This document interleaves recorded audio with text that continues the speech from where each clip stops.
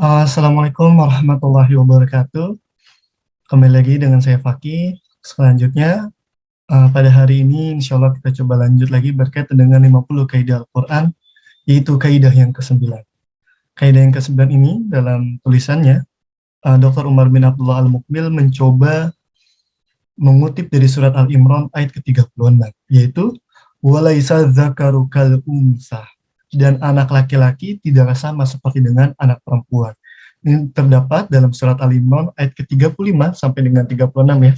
Dengan penggalannya itu tadi yang walaisa dzakaru kal unsa merupakan di Al-Imran ayat ke-36. Dan ayat ini bercerita tentang kisahnya Al-Imran ya, kisahnya keluarga Imran gitu ya, dan istrinya yang pada saat itu ingin memiliki seorang anak. Nah, ringkasan ceritanya, teman-teman juga bisa membaca sendiri ya, kalau terkait terjemahannya, tapi ringkasan ceritanya, suatu ketika istri Imran bernazar agar anaknya kelak akan menjadi pelayan untuk Baitul Maqdis. Maka ketika ia melahirkan Maryam, ya, ia berkata, dan anak laki-laki tidaklah sama seperti anak perempuan. Hal ini dilontarkan karena terkait dengan kemampuan dan kekuatan laki-laki dalam memberikan pelayanan kepada Baitul Maqdis, serta kesanggupan memikul beban-beban tentunya ya. Dan karena perbedaan-perbedaan ini gitu ya, secara fisik, secara emosional dan sebagainya, maka kemudian istri dari Imran ini berkata tadi, dan anak laki-laki tidaklah sama seperti anak perempuan. Karena tentu laki-laki biasanya lebih kuat ya dibandingkan perempuan. Yang Allah mentakdirkan mereka memiliki fisik cenderung gitu ya, kebanyakan itu memang lebih lemah, dan rintangan-rintangan yang bersifat kewanitaan yang akan menjadikan kondisinya semakin lemah, seperti ketika haid ya, dan lain sebagainya. Walaupun memang setiap perempuan tentu ada perbedaan ya, masa biologis atau masa haidnya ya, ada yang mungkin sakit sekali, ada yang mungkin biasa saja, dan lain sebagainya. Tapi tentu itu tetap mempengaruhi dalam hal biologis ataupun kelemahan lainnya gitu ya. Dan Allah telah menjelaskan perbedaan tingkatan antara laki-laki dan perempuan dalam berbagai macam firman-Nya gitu ya. Perbedaan-perbedaan ini tentu membuat kita menjadi sadar gitu ya, betapa maha kuasanya Allah telah menciptakan kita dengan berbeda ya, meskipun memiliki jenis kelamin yang berbeda, laki-laki dan perempuan misalkan seperti itu. Karena memang jelas lah perbedaan ini sudah ditetapkan oleh Allah Subhanahu wa taala, bahkan telah tersebut dalam Al-Qur'an. Dan Rasulullah Shallallahu alaihi wasallam pun mencela gitu ya, orang-orang yang kemudian misalkan ada laki-laki yang menyerupai perempuan atau perempuan yang menyerupai laki-laki. Kalaupun mereka semua sama, tentu Rasulullah Shallallahu alaihi wasallam tidak akan mungkin mencelanya.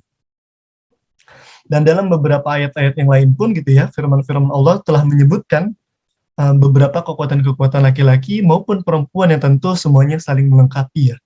Seperti laki-laki cenderung adalah menjadi pemimpin bagi wanita disebabkan apa yang Allah utamakan untuk sebagian mereka dari sebagian yang lain.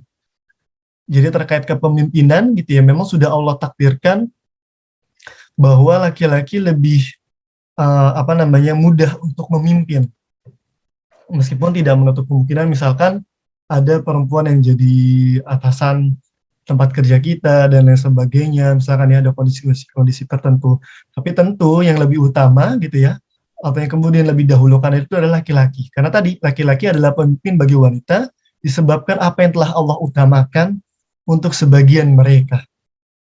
Dan juga Allah berfirman ya dalam surat Al-Baqarah ayat ke-228, dan bagi laki-laki atas mereka beberapa derajat. Karena memang ada perbedaan yang mungkin kalau kita bisa lihat tadi ya secara fisik gitu ya, terkait kekuatan, terus juga mungkin banyak laki-laki yang lebih mendahulukan logika dibandingkan perempuan yang cenderung untuk kemudian menggunakan perasaannya.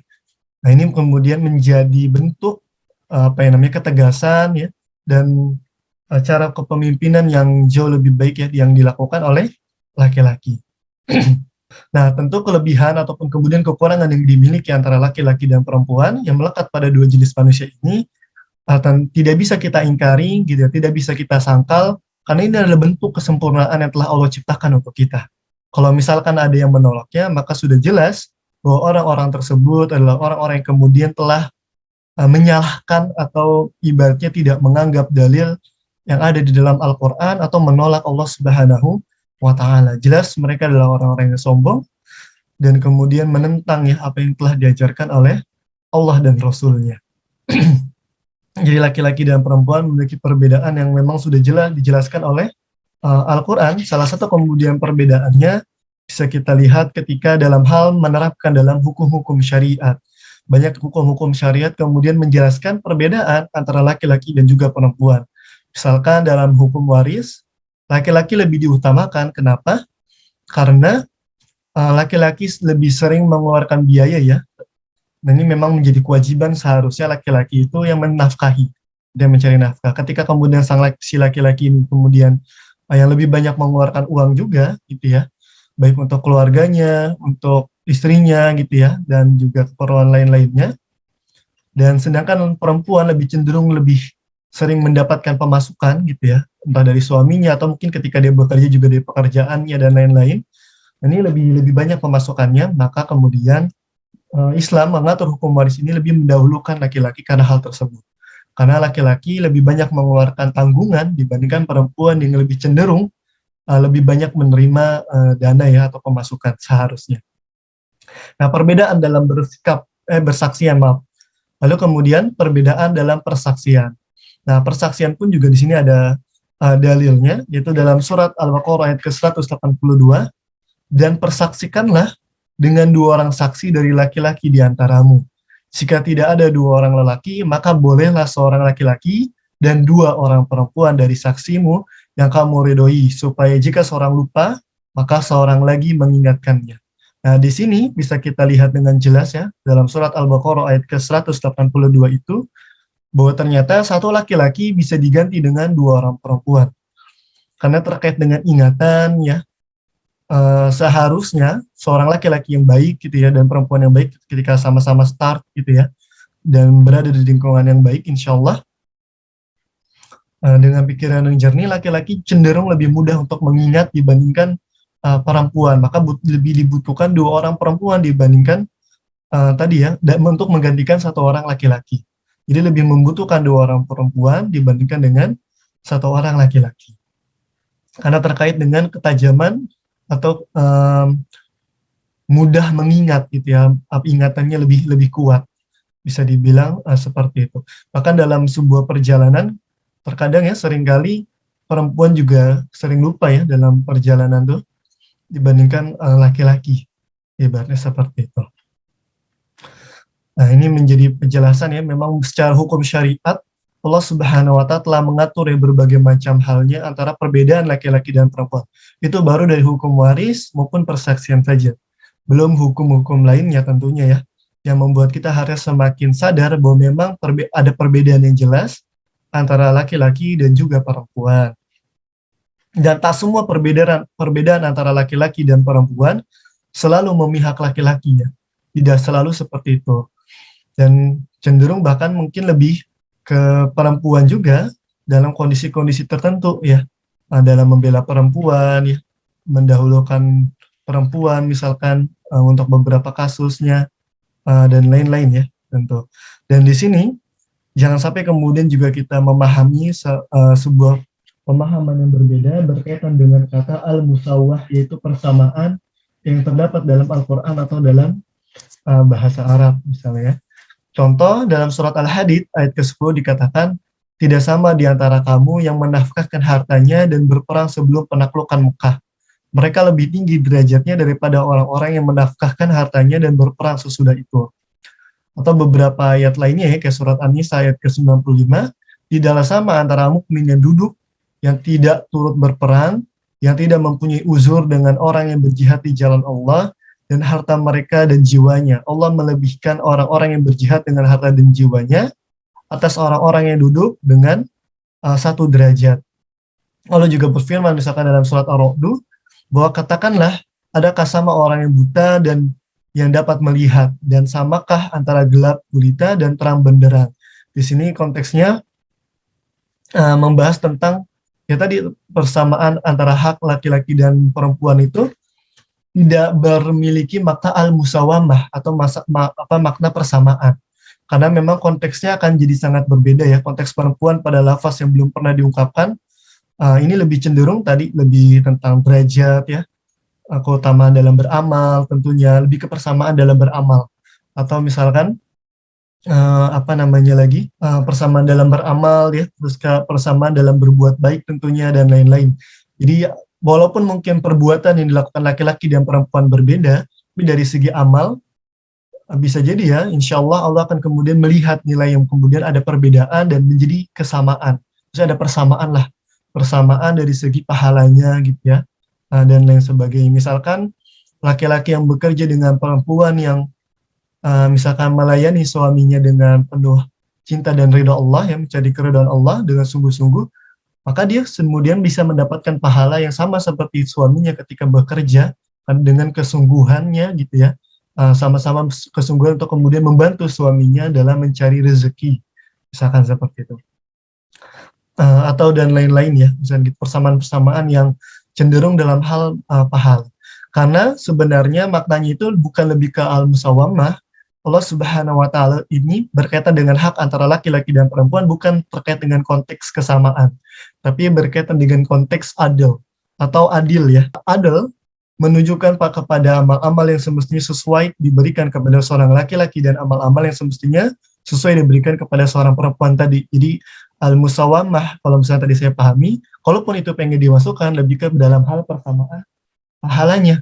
Walaupun konteks ini kemudian menunjuk kepada al-adal juga ya, kepada amal-amal yang semestinya sesuai diberikan kepada seorang laki-laki maupun perempuan.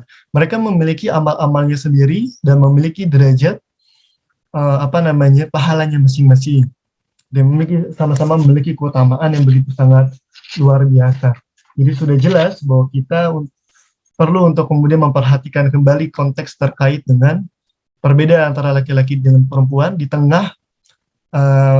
tengah kondisi saat ini ya, yang mungkin banyak orang-orang yang memiliki pandangan bahwa laki-laki dan perempuan itu memiliki kesamaan ya, dalam artian kesamaan gender ya dan lain-lain. Tentu hal ini perlu disesuaikan kembali atau dilihat secara konteks adil, karena tadi ya jelas bahwa anak perempuan itu jelas berbeda dengan anak laki-laki seperti yang diungkapkan oleh Ibu Maryam ya, ibunya Maryam. Walau alam bisawab, mungkin dicukupkan seperti itu. Semoga kita bisa melihat dari banyaknya peristiwa-peristiwa belakangan ini berkaitan dengan konteks antara laki-laki dan perempuan dan melihatnya secara adil, bahwa tentu laki-laki memiliki perannya sendiri dan perempuan juga memiliki perannya sendiri, dan mereka hadir di dunia ini untuk saling melengkapi dan tentunya juga kemudian saling menguatkan dan saling memenuhi gitu ya, dalam hal menjalankan agama ini. Terus terkait dengan terkait dengan laki-laki dan perempuan, banyak sekali fakta sejarah yang kemudian menganggap bahwa laki-laki merendahkan perempuan ya dan lain-lain, atau kemudian perempuan yang di rumah itu lebih rendah dan lain sebagainya. Tentu hal itu sangat salah.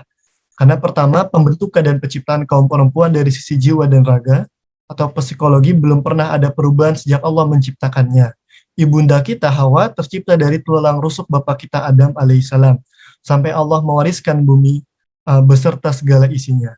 Allah juga tidak pernah mengaitkan hal itu dengan sebuah disiplin ilmu atau dengan ijazah yang diperolehnya atau ijazah yang diperoleh oleh Hawa tadi ya gitu. Karena tadi bahwa mereka hadir untuk saling menguatkan, yang tentunya kita juga tidak terpaku terhadap gelar akademik saja. Walaupun memang benar seorang perempuan yang cerdas pasti bisa mendidik anak-anaknya dengan cara yang cerdas. Entah cerdas ia dapatkan dari segi pendidikan atau juga dia dapat dari pengalaman hidup. Karena terkadang pendidikan pun gitu ya, gelar itu hanya sekedar membuktikan bahwa dia telah lulus kuliah gitu atau dia pernah bersekolah, tapi belum tentu dia memiliki pendidikan.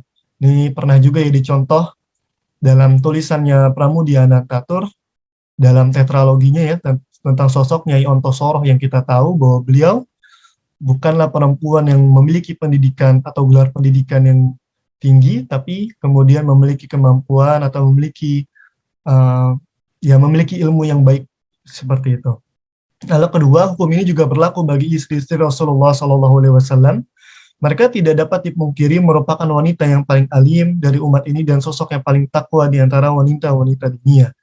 Adakah di antara perempuan yang menyamai keilmuan mereka walaupun hanya 1/10? Namun demikian, belum pernah terbetik kabar bahwa mereka menentang syariat atau kemudian menentang ajaran Rasulullah Shallallahu Alaihi Wasallam. Ketika misalkan bersama satu istri ya dengan Khadijah, pada saat itu Rasulullah hanya memiliki satu istri saja sebelum Khadijah meninggal, dan Khadijah tidak pernah ya melarang ya dan lain sebagainya. Walaupun memang Khadijah ini adalah seorang bos ya dulunya ya, ibaratnya pemimpin dalam hal perniagaan perdagangan. Ya nggak apa-apa juga mandiri untuk kemudian membantu suaminya dalam berdakwah dan saling bekerja sama ya, dan lain sebagainya tadi ya seperti itu. Tapi tetap kemudian apa namanya antara laki-laki dan perempuan ini saling berkolaborasi dalam melakukan perbuatan apa dalam menjalani kehidupan dan agama ini. Dan Khadijah tidak pernah apa menentang apa yang di apa namanya disampaikan oleh Allah dan Rasulnya, ataupun dengan istri-istri Nabi yang lainnya ya setelah Khadijah wafat ya seperti Hafsah, Sofiyah, Aisyah dan lain-lain. Mungkin seperti itu. Kurang lebihnya mohon maaf. Assalamualaikum warahmatullahi wabarakatuh.